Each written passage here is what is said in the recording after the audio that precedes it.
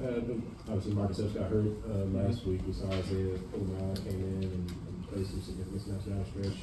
What do you thought of his performance, not just on Sunday, but his overall development the last few years? Since we got Isaiah, the thing that stood out about him is his work ethic and his ability to work on his perceived weaknesses or things they need to work on. You know, since he was a rookie, I'm really proud about how he's, gotten better at that. You can see it from him, the range in the back, deep part of the field. His man-to-man coverage skills have improved. His tackling has improved overall.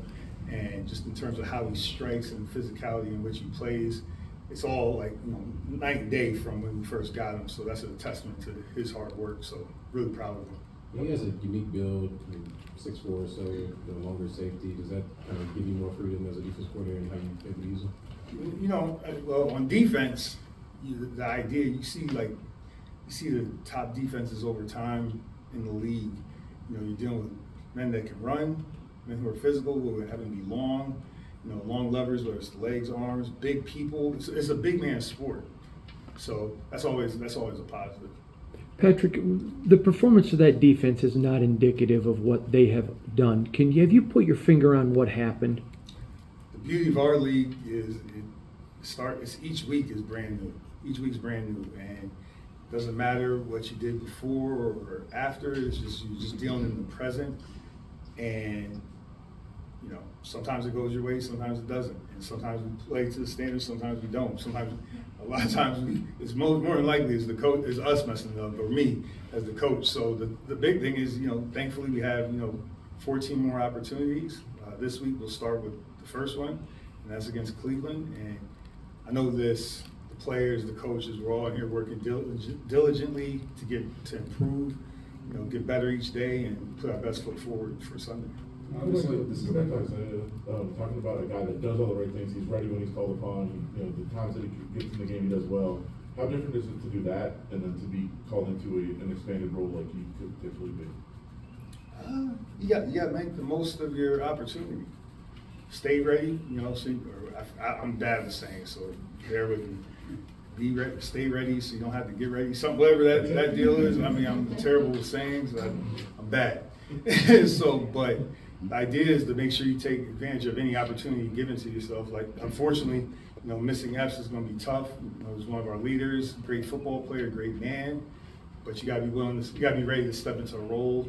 And if it expands, it expands. But a lot of times you earn that through your play and practice. Coach, obviously it's the NFL, so you're facing NFL level competition every week. But with the Browns' offensive line being so banged up, how much of an emphasis are you really putting on the defensive line, from start to finish the league after? Well, it starts with the league is about the people. So anytime you line up, whether I'm a defensive lineman, whether I'm a cornerback, a safety, you want to know who's in front of you. So with the moving pieces, that's the first thing, first and foremost. We got to know who's in front of us. So there's definitely some juggling that around and making sure we know who the people they're going to deploy out there and get to know them a little bit more. But in terms of strategy, you might force some more communication on the O-line, through different things. But they practice too. They know their situation, just like all the other 31 teams are dealing with it. But the key is to make sure time you line up out there on the field, you want to know who's across from you. So just trying to figure out who the people are going to be. That's probably the biggest thing. What did you see from Tyree last weekend? What's the next step for him in his development? Next step, what you're looking for from a defensive end is physicality. Just physicality, and then from there, again, if you're wrong, be physical. Be physical. Then really, defensive lineman for me, when I talk to those guys, are your eyes right? So get your eyes in the right place so you can read your keys. Because in this league right now, just like in college, how they're blocking the edge players. To say, okay, the guy I'm lined up across from me is going to single block me. I mean, how often does that happen in the game? A lot of times it's veer release. It's, okay, here comes the tight end. He's motioning over. They're crack blocking you. Veer release, they're flashing somebody back behind for you. So if their eyes are in the wrong place, and a lot of younger players, their eyes can get a little, out of whack sometimes. That's the biggest focus right there for me, talking to a young player. Has he gotten better at those? Absolutely. That comes from repetition. Get your eyes in the right place. Make sure your hands are in front of your eyes. You know, I say this, I do have this saying now because I say it to my players. You know, you gain precision through vision. So if your eyes in the right place, you can be more precise with your hands. So that's a big focal point for us. It's always been one for me, being a past D-line coach. So that's big for me. We've seen Luke Masterson also step up into the role, and he came into this game undrafted free agent. What kind of growth and progression have you seen out of him and his confidence level as well on the field? Luke's always been a confident player. Going back to his Wake Forest days, I knew his coach from Wake Forest, playing the safety position, transitioning here to linebacker. And like a lot of young second and third level defensive players, talking about the secondary and the linebackers, he gained that confidence and experience from playing special teams. That's why it's such a vital role in any roster. As you develop the roster for the now and for the future, those young players embracing their role in special teams, learning how to play NFL football, and then you're able to grow from there. Because those are the guys that are going to become your starters someday. And that's all about roster development. We do a good job here. And, Tom does a great job of getting those guys ready. I mean, I don't know how often you guys talk to Tom, but you sit in Tom's meeting, is really, really fun to watch a teacher like that work and teach these guys how to play football. And it all transfers over there to defense, whether it's tackling, using your hands. So Tom does a great job of developing those guys. It makes it easier for us when we get them. And however it turns out, whether they mature into the role or this force from injuries, it makes it a lot easier. But Luke is a hardworking individual, smart, doesn't say much, but on the field he's talking, and he's a good man, Will you talk about your linebacker position behind Divine, please? Mm-hmm. In terms of just the guys that you have, their development and maturation, and your thoughts on it. The thing that it stood out before with AP and now with Mike coaching those guys, becoming NFL linebackers in terms of communication. That's key to me. That's key to me. You go out there, you're in the middle of the defense. Can you talk to everybody?